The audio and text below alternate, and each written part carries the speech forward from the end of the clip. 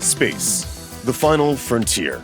Since Star Trek premiered in 1966, the Trek universe has been feeding our imagination with villains.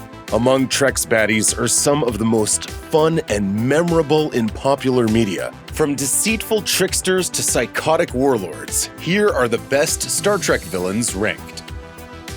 As one of the youngest Star Trek series with a much stronger focus on comedy, the animated Star Trek Lower Decks doesn't boast a wealth of recurring villains. Regardless, one of the few ongoing bad guys from the series is one of the funniest and cleverest conceptions in the entire Trek franchise. Voiced by Jack McBrayer of 30 Rock fame, the holographic villain Badgie is a hilarious and brutal send-up of not only one of Star Trek's most tired tropes, but one of the most famously annoying aspects of Microsoft's software. We first meet Badgie in Season 1's Terminal Provocations, when Ensign Rutherford, played by Eugene Cordero, introduces Ensign Devon Attendee, played by Noel Wells, to his holodeck training program. Acting like the animated paperclip Clippy from Microsoft Office and shaped like a Starfleet badge, Badgie at first seems eager to help Rutherford and Tendi with whatever they need. But when an attack by alien scavengers causes the holodeck to malfunction and disengage the safety protocols, Badgie takes the opportunity to get vengeance on the person he sees as his abusive creator, Rutherford, sharing such Clippy-like homicidal gems as I'm gonna rip your eyes out! And here's a tip. I'm going to burn your hearts in a fire! Badgie pursues Rutherford and Tendi across holographic landscapes until Rutherford figures out a way to defeat him.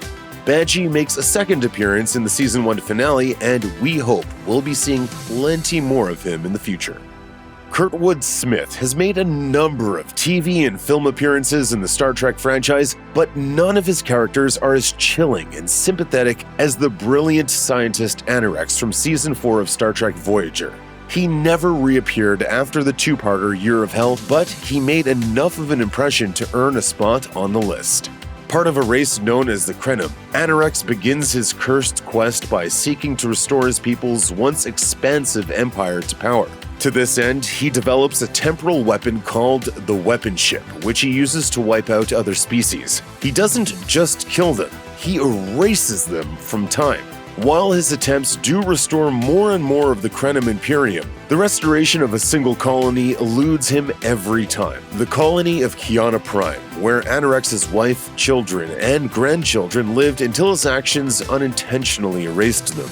As such, he and his restless crew, protected from the time-space continuum within their ship, have continued like this for 2 centuries, committing genocide again and again to feed the obsession of a captain who's convinced time itself is claiming vengeance upon him. When I tell you the time has moods, a disposition to be intuited, I'm not speaking metaphorically. Though he only appeared in 2 episodes, Anorex is one of the most quietly horrifying and tragic villains in the entire Trek franchise. Few Star Trek villains simultaneously embody the sophistication, Shakespearean nobility, and ruthlessness of the late Christopher Plummer's General Chang. Plummer was a fitting choice not only because of his acting chops, but because he was an important part of William Shatner's career. A decade before Shatner assumed the role of Captain Kirk, he was Plummer's understudy in a 1956 production of Henry V. Chang appears exclusively in the final film of the movie saga featuring the original series crew, 1991's Star Trek VI: The Undiscovered Country. Chang is one of the architects of an alliance between rogue elements of the Federation, the Klingon Empire, and the Romulan Empire, who are unwilling to see a lasting peace between Earth and Kronos. Chang plays a large part in the framing of Captain Kirk and Dr. McCoy for the assassination of Klingon Chancellor Gorka. He then prosecutes them in the unforgiving Klingon court, and towards the end of the film, he comes close to destroying both the Enterprise and the Excelsior with his prototype bird of prey. While Chang is ultimately unsuccessful, he exudes a singular presence from start to finish. Plummer is particularly impressive when he and the rest of Gorkon's entourage are leaving the Enterprise after a diplomatic dinner. Despite not saying a single overtly threatening word or making any hostile gesture, his body language and facial expressions tell you everything you need to know in the scene. That Chang is eager to be the man who defeats Kirk in battle. The android Data is easily one of the fan-favorite characters from Star Trek The Next Generation. But one of the downsides to portraying this crew member is that, aside from instances where something causes Data's programming to go haywire, the emotional spectrum that actor Brent Spiner gets to play with is fairly limited. That changes after the Season 1 introduction of Data's evil brother, Lore, in Data Lore. Unlike Data, Lore is gifted with human emotions, but unfortunately, he received them long before Dr. Noonien Soong had truly learned how to properly program them. As a result, Lore is unstable and treacherous. It's eventually discovered that Lore was the one who summoned the powerful crystal entity that destroyed all human life on Omicron Theta, the planet upon which both androids were discovered. After Lore is reassembled, he deactivates Data and assumes his identity in an attempt to feed the crew of the Enterprise to the crystal entity. And in his final appearance, the two-part Descent, which bridges the 6th and 7th seasons, he becomes something of a cult leader to a group of Borg who liberated themselves from the collective. As humorous as he is evil, Lore is one of the most fun villains to show up on The Next Generation. At the same time, his appearances often pack an emotional punch since the evil android remains one of the few creatures Data can call family. First appearing in the Season 4 TNG episode Reunion, Gowron isn't always a villain. He's introduced as one of the two contenders for the Klingon Chancellorship, which is a title he eventually achieves. Throughout TNG, Gowron is, for the most part, more of a neutral character pursuing his own agenda. This changes once TNG ends and Gowron becomes a recurring character on Star Trek Deep Space Nine. His first DS9 appearance is in Season 3's The House of Quark, but Gowron doesn't become an important part of the show's serial drama until Michael Dorn's Worf joins the series in the Season 4 premiere, The Way of the Warrior. While still expressing the trademark Klingon passion for battle, Gowron is portrayed more as an opportunistic politician on DS9. He uses the threat of the Dominion to reignite his people's warlike tendencies in order to spur an invasion of Cardassia and later a new war with the Federation. During the epic war storyline in the show's final season, Gowron purposely wastes the lives of his warriors by sending the forces of General Martok, who he sees as a political rival, to fight the battles they can't win as a means of humiliation. Played expertly by Robert O'Reilly in all of his appearances, Gowron is an unforgettable Klingon villain with some of the craziest eyes you'll ever see. For most of Star Trek Discovery's inaugural season, Jason Isaacs' Captain Gabriel Lorca commands the eponymous vessel. While he has a mysterious air early in the series, you're convinced he's the real deal because of his leadership skills and what appears to be an unwavering dedication to his crew. That changes after the Discovery winds up in the Mirror Universe toward the end of the episode Into the Forest I Go. For most of the time, the crew is in this strange, brutal reality. No one seems to know exactly how they got there. It isn't until the third to last episode of the season, Vaulting Ambition, that we learn Gabriel Lorca is a Mirror Universe native. Having switched places with his prime counterpart before the events of the series, Lorca sees the potential of Discovery's spore drive to bring him back home so he can continue his rebellion against Emperor Filippo Giorgio. Just the fact that Lorca is able to pull the wool over so many viewers' eyes is enough to secure him a spot on this list. But Isaac's superb acting and the layered conception of the character earns the accolades all on their own. Lorca is able to fool us precisely because he isn't simply a mustache-twirling bad guy. While he's using the Discovery crew for his own ends, he bears no ill will toward them, and in some ways, the respect and care he shows for them is genuine, until it isn't. I couldn't have imagined. That Lorca was an imposter from an alternate universe was not the most obvious conclusion. We were all deceived. A lot of fans would balk at the idea of having the Andorian commander Shran being labeled a villain. Portrayed by Jeffrey Combs, Shran, who is fiercely loyal to his people, was introduced in Star Trek Enterprise's first season. We meet Shran in an episode titled The Andorian Incident, where he leads a squad of his blue-skinned brethren in the violent takeover of a Vulcan monastery. Shran and the other Andorians come off as nothing more than paranoid and xenophobic bullies. But despite their thuggish behavior, Captain Archer discovers they're right about the monastery being a cover for a Vulcan facility that monitors the Andorians. When Archer exposes the truth, he earns an uneasy ally in Shran. Shran comes to the aid of Archer and the Enterprise on more than one occasion. In Season 3, Shran bails the heroes out twice, including the final battle to save Earth from the Xindi's doomsday weapon. But there's always volatility working under Shran's surface, threatening to once more put him at odds with Archer and his crew. It happens, for example, in Season 4's United, when Shran's stubborn refusal to give the Tellarites the benefit of the doubt leads to Archer challenging him to a death duel.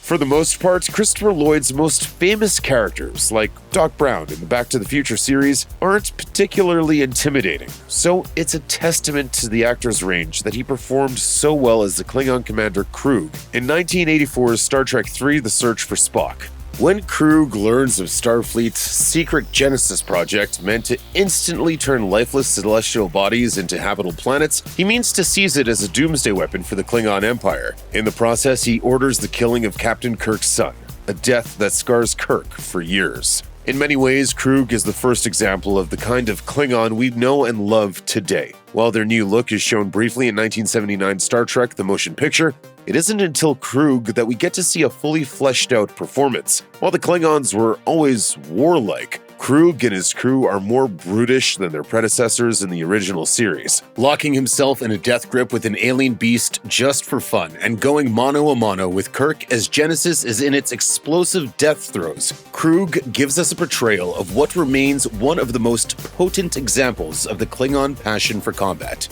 You don't find a lot of Trek villains wearing Starfleet uniforms. After all, the desire to join Starfleet is usually accompanied by a drive to uphold the values of the United Federation of Planets. But one notable exception is Lieutenant Commander Michael Eddington, played by Kenneth Marshall. Introduced in DS9's Season 3 premiere, Eddington starts out as an officer who appears to be overly concerned with promotion and more than willing to turn in the heroes of DS9 if they dare disobey their Starfleet superiors. Toward the end of Season 4, we learn Eddington's seemingly tireless devotion to Starfleet is a ruse. In the episode For the Cause, Eddington tricks most of DS9's command crew away from the station and, in their absence, steals a shipment of industrial replicators. He then reveals himself as a member of the Maquis, a group of violent rebels who oppose the Federation's treaty with Cardassia. The very fact that Eddington is able to trick Benjamin Sisko, played by Avery Brooks, makes the Starfleet's commander-turned-captain obsessed with capturing the traitor. He's one of the few villains capable of getting so thoroughly under a captain's skin to the point where said captain actually humors some rather questionable tactics and apprehension. And if it takes me the rest of my life, I will see you standing before a court-martial that'll break you. The flamboyant and deceptive Harry Mudd is one of the few named antagonists from the original series to enjoy a second appearance. Played by Roger C. Carmel, he first shows up in Season 1's Mudd's Women, trying to sell women like cattle and using an illegal drug to render them physically irresistible. Later in Season 2's I, Mudd, the conman gives up the Enterprise crew to a group of androids with dreams of galactic conquest. Carmel returned to voice his famous crook in an episode of Star Trek the Animated Series called Mudd's Passion. In the episode, he runs foul of the Enterprise once more after attempting to con the inhabitants of an alien planet into believing he could sell them Starfleet Academy. That wouldn't be the end of Mudd. Rainn Wilson plays a more vicious version of Harry Mudd in Star Trek Discovery's first season. Captain Lorca meets Mudd in the episode Choose Your Pain, where they're both prisoners of the Klingons. Lorca and Lieutenant Ash Tyler leave Mudd behind after they escape the Klingons, and the conman gets revenge with a plot involving a time manipulation device in the episode Magic to Make the Sanest Man Go Mad. One of the most popular pieces of Trek mythology introduced in DS9 is the clandestine organization Section 31, and William Sadler's brilliant performance as Luther Sloan, the director of Section 31 during the events of DS9, makes him one of the most memorable villains. Suspecting Dr. Bashir, played by Alexander Siddig, of being an unwitting spy for the Dominion, Sloan first shows up on DS9 using a holodeck to find out the truth. He subjects Bashir to an elaborate illusion in which all of his friends on DS9 turn their backs on him, Once Bashir discovers the truth, Sloan is convinced of his innocence and offers him a position with Section 31. Despite Bashir's clear refusal, Sloan returns to use the Doctor in a covert operation involving the infiltration of the Romulan Empire. Toward the end of the series, we learn Sloan is behind the poisoning of Odo and all of his fellow changelings with the deadly plague. Sloan is ruthless, cunning, and mysterious, but he's surprisingly sympathetic. He's aware of the hypocrisy of betraying the Federation's core values in order to protect it, yet he still believes in what he's doing and has no ill will towards Bashir for despising him. He sees Bashir as exactly the kind of man he was born to protect, even if safeguarding him earns him nothing but Bashir's disgust. Introduced in the original series, the Mirror Universe is an alternate dimension where the Federation is replaced by the tyrannical Terran Empire. Rather than living by values like tolerance, diplomacy, and discovery, the Terrans are a brutal people who believe in conquest and cruelty. In the DS9 episode Crossover, Dr. Bashir and Major Kira, played by Nana Visitor, find themselves in the alternate universe where they learn that since the events of the original series, the Terran Empire has been conquered by the Klingon-Cardassian alliance. Terrans have become a slave race, and DS9, retaining its original Cardassian name Terek Nor, is led by Intendant Kira. Intendant Kira is the cold-blooded counterpart to Major Kira, and the character gives Visitor a chance to show us her acting range. Aside from sharing natural leadership qualities, Intendant Kira is a wild departure from Major Kira. She's seductive, with an unapologetically endless appetite for pleasure, using Sisko, a pirate in the Mirror Universe, as her personal plaything. She's as vicious as any of the Cardassians or Klingons under her command and deceptively sadistic, sometimes acting as if she's about to absolve her victims before ordering their executions. Intendant Kira was far too much fun for just a single DS9 episode, so she became a recurring villain. You hear a lot about villains you love to hate, but then there are villains you just straight up hate. Kai Winn is definitely one of the latter. Louise Fletcher plays Winn on DS9, beginning as an ambitious Vedic of a rigid religious order on Bajor. Winn is a slippery and manipulative Vedic, working behind the scenes in coup and assassination attempts. Her actions, she claims, are always at the service of the wormhole-dwelling aliens, which Bajorans worship and call the prophets. Yet it seems she's always working towards her own ascension in the ranks of Bajor's clergy. She succeeds in becoming Bajor's spiritual leader, the Kai, but by the end of the series, her jealousy towards Ben Sisko, her seduction by Gul Dukat, and her anger towards the prophets lead her to abandon her religion and follow the devilish Pa-wraiths.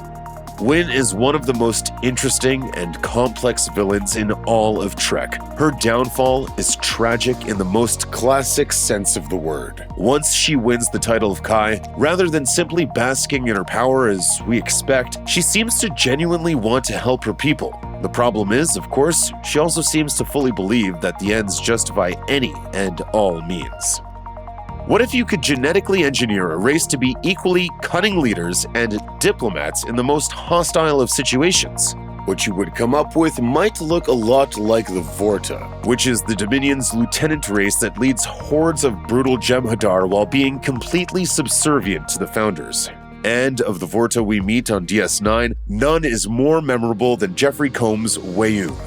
While Weyoun dies at the end of his first appearance in Season 4's To the Death, the villain was just too good to discard entirely. So it was decided that the Founders keep clones of the Vorta constantly at the ready, complete with the memories of their predecessors. As the head of the Dominion's military presence in the Alpha Quadrant, Weyoun frequently shows up in the last 2 seasons of DS9, and he steals every scene he's in. He's dishonest and manipulative without shame, ready to shift from intimidating to conciliatory at a moment's notice. In scenes with politically influential DS9 characters like Ben Sisko and Gul Dukat, Weyoun uses conversation like a deadly, evasive weapon, always adapting to his counterpart's mood with everything from wrath to abject apology. He lies so easily that you wonder whether or not Weyoun knows or even cares what's true or false. Any list of best Star Trek villains that doesn't include Ricardo Montalban's Khan needs to delete everything and start over. First appearing in the original series episode Space Seed, Khan is a genetically enhanced despot who ruled over a quarter of the Earth before escaping the eugenic wars with 84 of his followers. The Enterprise crew regrets waking Khan and his people from suspended animation once they take over the ship. While Khan is a fun villain in his first appearance, his appeal doesn't reach full bloom until 1982's Star Trek II: The Wrath of Khan, which is arguably the best Star Trek movie. Blaming Kirk for the tragedies that have befallen him since they crossed paths years earlier, Khan and his followers take over the USS Reliant and wage war on the Enterprise. While Khan's followers believe they're using the stolen Federation property for power and prosperity, it's soon clear their leader is willing to sacrifice everything, including his own life and theirs, to get revenge on Kirk. I mean to avenge myself upon you, Admiral. I've deprived your ship of power, and when I swing around, I mean to deprive you of your life. Through Montalban, Khan becomes the absolute embodiment of all-consuming vengeance. The villain regularly either paraphrases or directly quotes lines from Herman Melville's novel Moby Dick. And just as Captain Ahab is obsessed with destroying the titular whale, Khan ultimately has no purpose left but vengeance against Kirk. In TNG's Q-Who episode, the Borg, one of the Federation's deadliest enemies, are introduced. The cybernetic, zombie-like, hive-minded baddies kill with impunity. However, their goal is not just to kill, but to assimilate the technology and biology of other intelligent species into their collective in a quest for ultimate perfection. There are no individuals within the Borg collective, but in 1996's Star Trek First Contact, we're introduced to the Borg Queen, the living embodiment of the collective's will. The Borg Queen does something you wouldn't think possible with the Borg. She makes them sexy. In fact, she spends most of her scenes in First Contact seducing Data with promises of pleasures he's never been capable of fully experiencing. But she's far from just a temptress. Particularly in her subsequent appearances in Star Trek Voyager, the Borg Queen, played by both Alice Krige and Susanna Thompson at different points, conveys the singular horror of being confronted by a being who is, in her own words, one who is many. Speaking to Looper in early 2020, Krieg shared interesting insights about playing the cybernetic villain, including how the character came to be. Krieg explained, "I think she was an entity that happened at the moment of creation. And she's always been that, and she always will be, and it's entirely abnormal." Perhaps no other single villain has appeared in as many Star Trek series as John Delancey's all-powerful Q. Showing up for the premiere of TNG, its finale, and a bunch of fun episodes in between, Q is a mischievous, godlike being who defies definition. He would eventually come to harass Voyager's Captain Janeway almost as much as he did Picard, along with brief but memorable appearances on DS9 and Star Trek Lower Decks.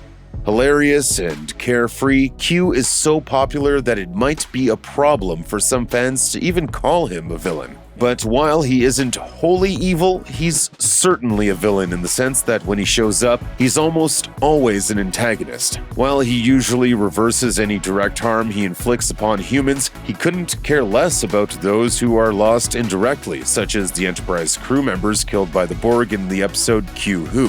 Whether you see him as a good guy or a bad guy, Delancey's portrayal of the trickster is one of the most delightful parts of TNG and Voyager. After all, without him, we'd never see a mariachi band on the Enterprise bridge, we'd never see Guinan plunge a fork into a dude's hand, and most importantly, we'd never see the Enterprise crew in Sherwood Forest. Get out of my chair! Oh.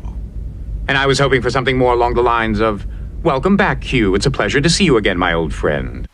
One of the aspects where DS9 excels over other Trek series is that its serialized storytelling allows its characters to evolve. And you can see this evolution clearly in the Cardassian tyrant Gul Dukat. Formerly the prefect of Bajor during its occupation, Dukat is none too happy to find a human sitting in his old office in DS9's premiere episode. This fixation on Sisko and his crushing sense of inadequacy grow over the course of the series to the point where it suffocates him. The Dukat we meet in DS9's premiere isn't the Dukat we see in its finale. A classic Cardassian, Dukat spends the first few seasons of DS9 working towards the goal of once again ruling over the people of Bajor. He's not only unwilling to face the atrocities he committed, but he's so delusional that he resents the Bajorans for refusing to honor him with statues and plaques.